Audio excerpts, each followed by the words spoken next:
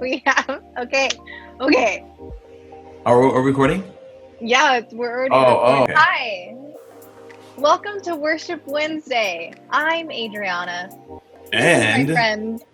And it's And- me, Jeff, also here on Worship Wednesday. We're doing a video together. So fun. That's where Wow. the clapping, like, ah, you know, that like little clapping. Insert thing applause that they do. now, Kevin. Okay. Great. So today we're talking about what do you do when you don't like the worship song, which is a real thing.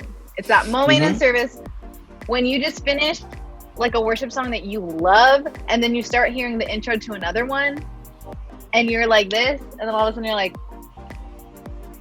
And you look over like and you're you like, see it. girl, I hate this song. You look to your friend like, I wish he would have You never see it. played this one. we see it happen from stage. I'm pretty sure I've Like heard you're one of y'all say that before, Shipper. I think I've been on stage and I've heard some of y'all sit there and out loud say, I wish you didn't do this song. I can't. I haven't. I've heard Because it. there I know are it. mics by the bottom of the stage. Yep. We hear Yep. what you say. Don't, why are you telling him that though? Now they're gonna be very quiet and be like, I wish you would have never played this song. This one again.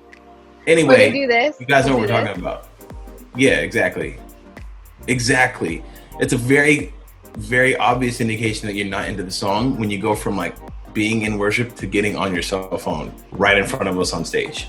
this. And we're like, sweet, noted. They don't like So it. glad you care about connecting with Jesus right now.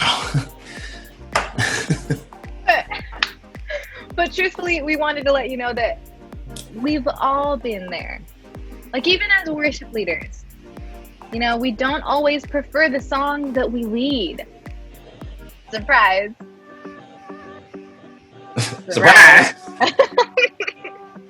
So right now, what Jeff is going to do for us is he's going to list for us his least favorite worship song. Ready, go. Definitely not gonna do that. First of all, this is supposed to be a short video, not a long one, because I can go for a while. Just kidding. We're not. We're not gonna go there. But you know, the reason why this happens is because everyone has their own preference, like to a style of music. You know, like Jeff has his own preference. I have my own preference. There are some songs that Jeff loves that I'm like, that's okay. It's all right. I don't necessarily love it, but Yeah. I'll And read usually it. I just say that she has poor taste, but that's okay. Like it's okay if someone's preference is just poor taste. But you know, to each their own. To each their own. So I think a reason why we kind of come into worship with those opinions and they affect us as deeply as they do is because we come from like a consumerism culture where we come into any situation and we're like, well, do I like the lights, or do I like the song, or do I like the words? Like, it's all about us when we come into those situations.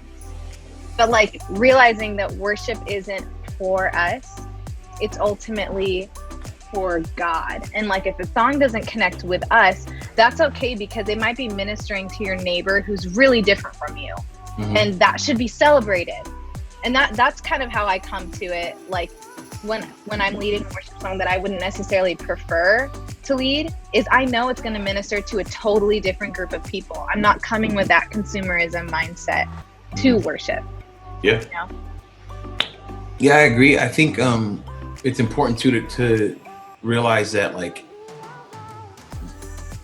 sometimes for me, I enjoy observing, because worship is about a connection between you and God, but also it's about the community of worship. Like, you guys should be worshiping by yourself, whether you're at home, on your own time, in your car.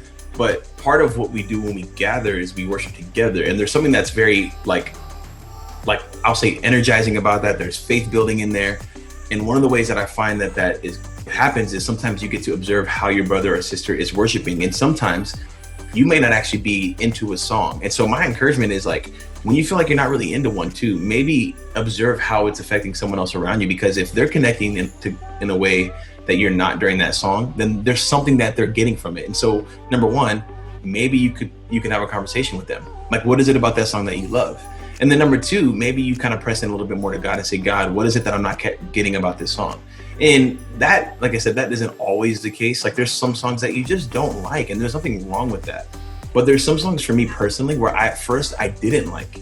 And then after seeing how it's actually the power behind the lyric, or maybe the power behind what it's done in another person's heart, then I actually start loving that song. And so, we use this term all the time, right? You hear a song on the radio and you're like, I don't like that song. But then you say, oh, that song kind of grew on me. Like, that's a term that we use all the time. And so I would encourage you that the songs that you don't like, maybe allow some of these worship songs to grow on you.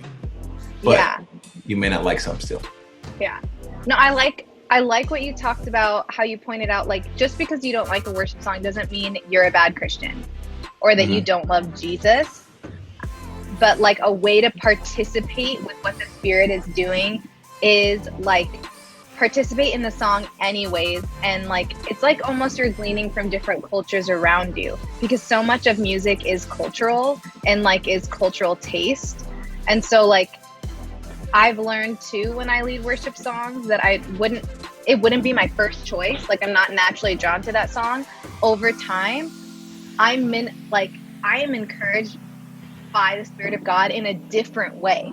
But it's because I allowed that to happen, because like, I still glorify God, like, in the midst of that, rather than coming to it like it's all about me and being like, man, I don't like that song. Yeah. Like, well, I mean, if I'm being a little honest too, I think it's entirely different for the worship leader, because like, I've almost found that songs that I don't, and we're using the term love, that we don't love, but a song that I'm not like super, super jazzed about, I've had moments where I feel like I've led better, because sometimes when I'm so passionate about a song personally, I think too much about how I sound. I think too much about the order of the song. I think too much about how it's affecting people. Like, I love this song and I want you to get it. So when I feel like somebody's not getting it, it's bothering me, or I'm in my own head. But like, when it's a song that I don't love, I'm less likely to worry about all those other things, and I actually lead better. And so it is a little different for the worship leader, but there is an important to know that there's value in every song. Like, it doesn't matter if you like it or not, there's value somewhere in it.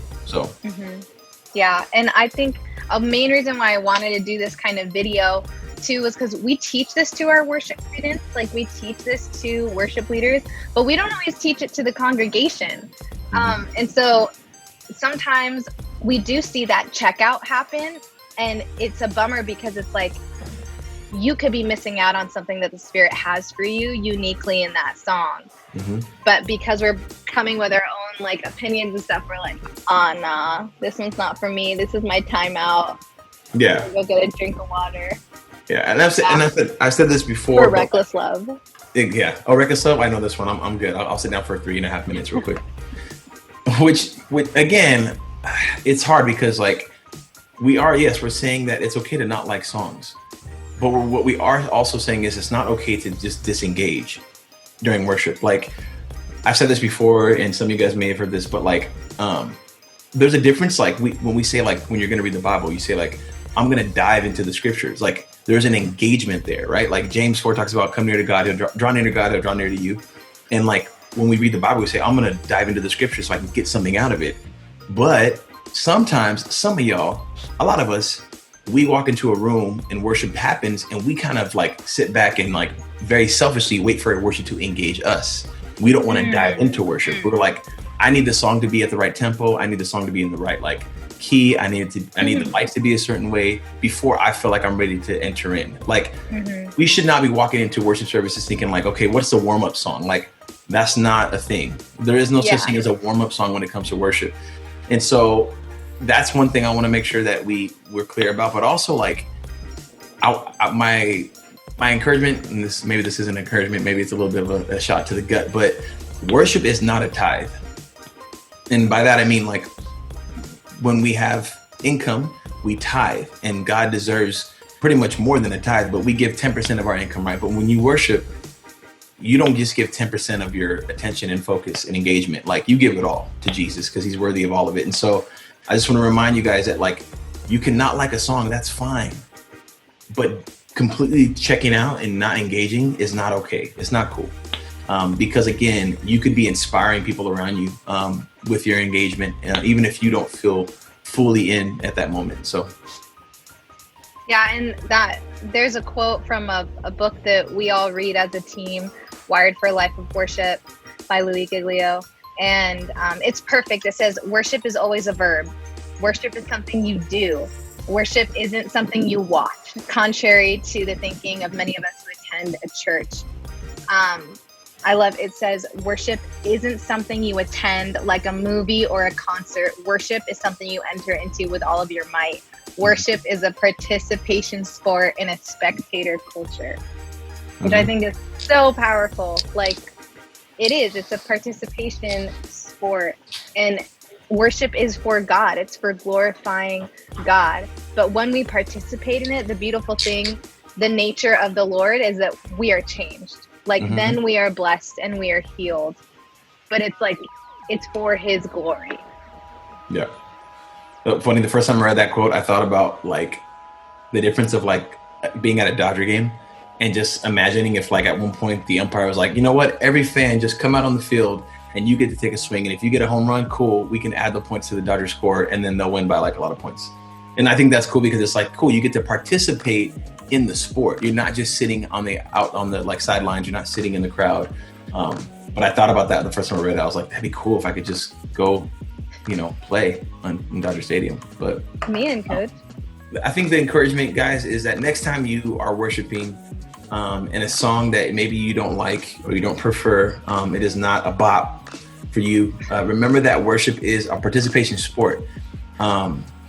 And when you worship God, like you just worship him anyways, like no matter if you love the song or not. And I guarantee you, like you will be blessed in that. And so, I love that Adrian wanted to think about this topic for Worship Wednesday. And I think it's super, super important. And especially right now, like you aren't meeting together with, Shepherd Youth. We're not in a room together worshiping all the time, but you can be practicing this stuff now.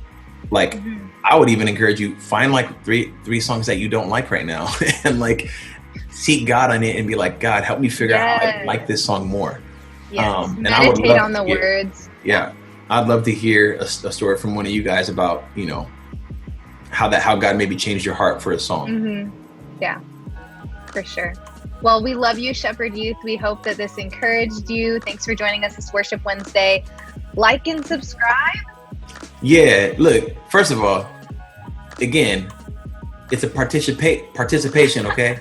I can't say that word, but it's okay. I haven't had lunch yet today. I'm hangry. Participation. Look, you can't just jump on YouTube, watch the video and be like, oh, that's cool, and then leave. You need to like, there's a like button that you hit, and then you need to subscribe. And then once you subscribe, you need to holler at all your homies, all your homegirls, all the boys and be like, yo, man, follow this new Shepherd Youth YouTube account.